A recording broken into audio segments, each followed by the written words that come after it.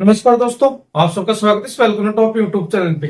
आज पूरी की पूरी क्लास ट्रिक की सहायता से होने वाली है। यानी मैं जितना भी आपको पढ़ाऊंगा वो सारा का सारा ट्रिक से पढ़ाने वाला हूँ। एक भी ऐसा पॉइंट नहीं होगा जिसमें ट्रिक नहीं लागू होगी। सारे के सारे पॉइंटों में ट्रिक लागू होगी।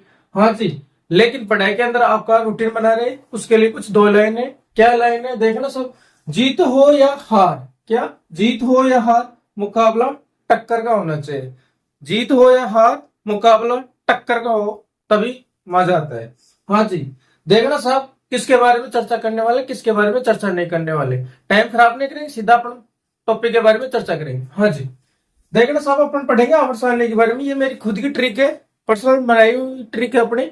हाँ जी, देखना साहब आवर्त सारणी के बारे में अपन चर्चा करेंगे। आपके सामने सब ट्रिक लिखी हुई, बस अपन आवर्त सारणी के बारे में अपन चर्चा करेंगे। आवर्त सारणी के बारे में, ठीक है सर। हाँ जी, आवर्त सारणी में यानी आवर्त सारणी में सर्वप्रथम प्रयास किसने किया था, यानी आवर्त सारणी को देने का सर्वप्रथम प्रयास किसने किया था। देखना साहब यहाँ दो है, यहाँ नो है। दो नो बोलते हो, दो या नो। हाँ जी, दो, अगर कोई दो बोलते तो आपको सुनता है नो। तो पहला प्रयास किया था, दो से याद रखना, डोबर राइनर। डोब राइनर, क्या डोब राइनर। इसने क्या किया था, पहला प्रयास किया था इस आवर्त सारणी का। हाँ जी, इसने कौन सा सिद्धांत दिया, दो के बाद में क्या आता है तीन, तो इसने दिया था त्रिक सिद्धांत। क्या दिया था, त्रिक सिद्धांत। हाँ जी, और देखो सब, दो नो यानी दो की तरह ही अपन सुन सकते हैं, यानी सुनाई देता है नो की तरह। तो नो, नो से हो जाएगा न्यू, नो न्यूलैंड, ठीक है ना। हाँ जी, नो से पहले क्या आता है आठ। इस न्यूलैंड ने अष्टक सिद्धांत दिया था आवर्त सारणी के अंदर। अष्टक सिद्धांत किसने दिया था, इस न्यूलैंड ने अष्टक सिद्धांत दिया था। और इस दो वाले ने तीन, यानी त्रिक सिद्धांत। यानी पहला प्रयास किया था आवर्त सारणी को बनाने में किसने, दो, दो से क्या हो जाएगा डोब्राइनर, ठीक है। इसने दो के बाद में क्या आता है तीन, इसने कौन सा सिद्धांत दिया, त्रिक सिद्धांत दिया। हाँ जी, दो सुनाई देता है नौ की तरह, नौ से हो जाएगा न्यूलैंड। नौ से पहले क्या आता है आठ, इस आठ से क्या हो जाएगा अष्टक का सिद्धांत किसने दिया था, इस न्यूलैंड ने।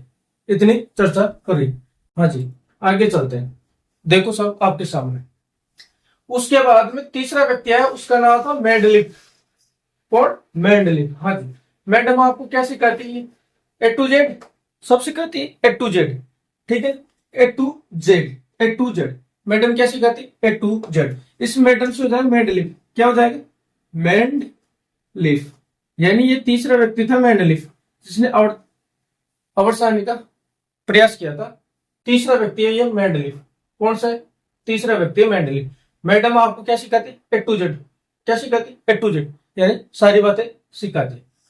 ए, ए से अपन किसको दर्शाते हैं, परमाणु भार, परमाणु भार या द्रव्यमान, उसको तो दर्शाते हैं। हाँ जी, जेड से किसको दर्शाते हैं, अपन परमाणु क्रमांक को।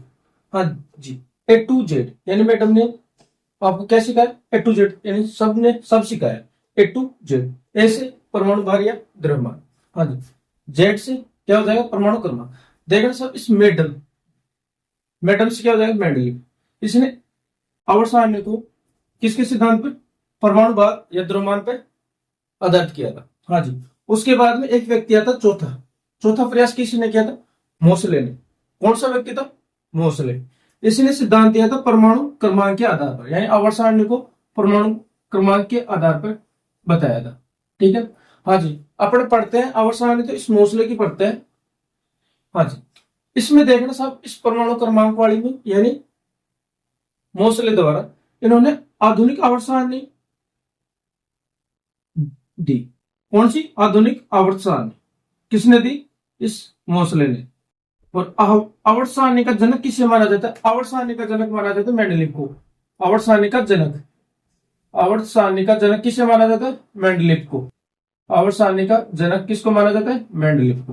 हाँ जी, इस मेंडलीफ ने क्या किया, इस आवर्त सारणी के अंदर एक तो बांटा आवर्तों में और एक बांटा वर्गों के अंदर, यानी ग्रुप यानी समूह के अंदर इस मेंडलीफ ने बांटा था, ठीक है। हाँ जी, मैंने ये बोला मैडम ने आपको क्या सिखाया, ए टू जेड सारी बातें सिखाई। मैडम से मेंडलीफ और ए से, यानी इस मेंडलीफ ने आवर्त सारणी में परमाणु भार या द्रव्यमान पे आधारित किया। हाँ जी। जेड से क्या हो जाएगा, जेड को किससे दर्शाते हैं अपन, परमाणु क्रमांक को। हाँ जी। तो चौथा व्यक्ति था जो आवर्त सारणी के बारे में प्रयास किया, मोसले। इसको आवर्त सारणी का जनक कहा जाता है, किसको, इस मोसले को। और आवर्त सारणी का जनक किसे कहा जाता है, इस मेंडलीफ को। मेंडलीफ ने ही सारणी के अंदर आवर्त और वर्गों में बांटा था, यानी इस आवर्त सारणी को आवर्त और वर्गों में किसने बांटा, इस मेंडलीफ ने।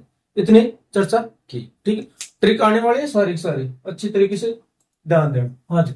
उसके बाद देखना सब, परमाणु भार और परमाणु क्रमांक होते क्या है।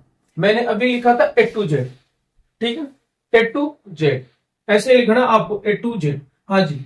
जो जेड, जेड नीचे है और ए ऊपर है, यानी आपने उल्टा पढ़ा होगा, एबीसीडी, ए का उल्टा जेड, बी का उल्टा boy, B Y, B O Y, और डी का डब्लू, दही वाला। तो ए टू जेड यानी ए ऊपर है, ठीक है, और जेड, ए टू जेड। तो जो नीचे है ना वो है परमाणु क्रमांक, और जो ऊपर है वो है भार। भार ऐसे समझ लो वजन, साइंस के अंदर अलग होता है भार और फिजिक्स के अंदर अलग होता है भार। तो जो नीचे है ना ए टू जेड, ए का उल्टा जेड, तो अपन परमाणु क्रमांक को अपन जेड से प्रदर्शित करते हैं, और द्रव्यमान को या इस मास को अपन करते हैं ए से प्रदर्शित। तो जो नीचे है ना वो है क्रमांक, और जो ऊपर है वो क्या है, परमाणु भार या द्रव्यमान। ऐसे समझना, भार हमेशा ऊपर होता है। ए का उल्टा जेड, ठीक है, जेड, ए का उल्टा जेड, ए टू जेड। तो जो नीचे है ना वो है क्रमांक, और जो ऊपर है वो परमाणु भार। भार हमेशा ऐसे समझना, भार मतलब वजन, वजन हमेशा ऊपर होता है। इतना समझ में। हाँ जी। आगे और चर्चा करते हैं। ये अपनी आवर्त सारणी आ गई, पूरी की पूरी बातें करेंगे इस आवर्त सारणी के बारे में। थोड़ा थोड़ा समझ में आ जाए आपको भी, ठीक है, और थोड़ा थोड़ा करने से ही ज्ञान बढ़ता है। ठीक है। हाँ जी।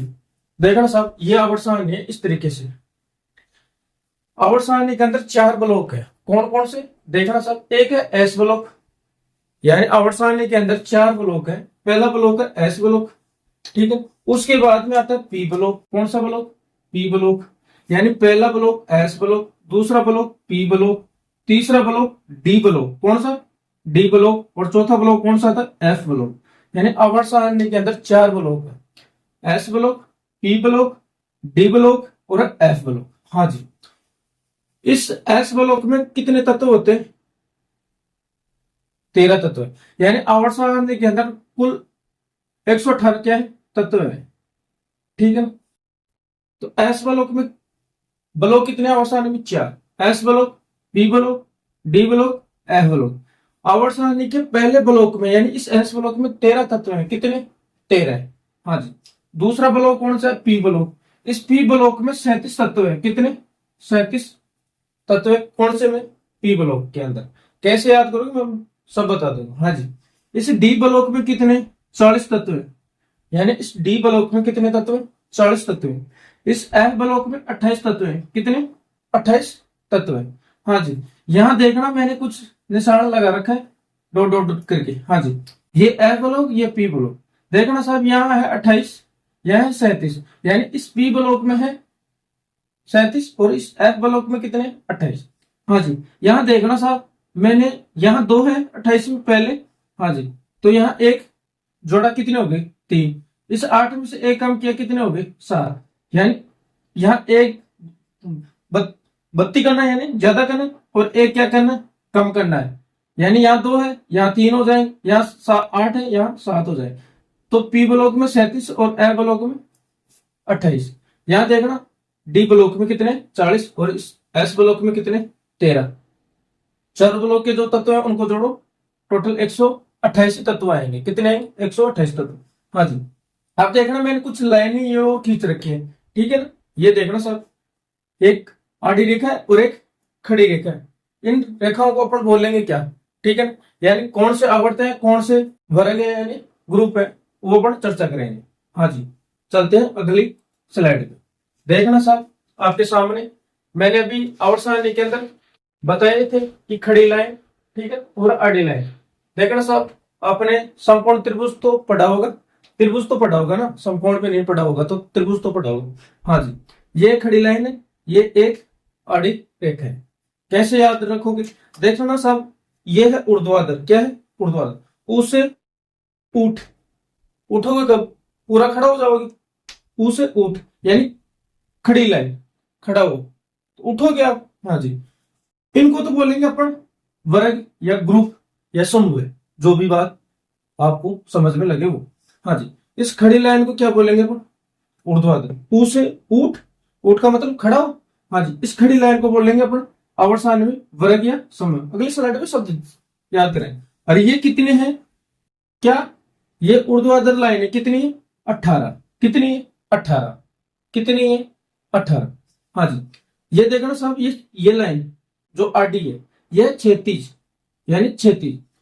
ऐसे भी याद नहीं रखो तो इसमें क्षैतिज में जय है, तो जैसे जल, जल नीचे होता है ना, ऐसे नीचे तो होता है ना, जल नीचे तो होता है ना।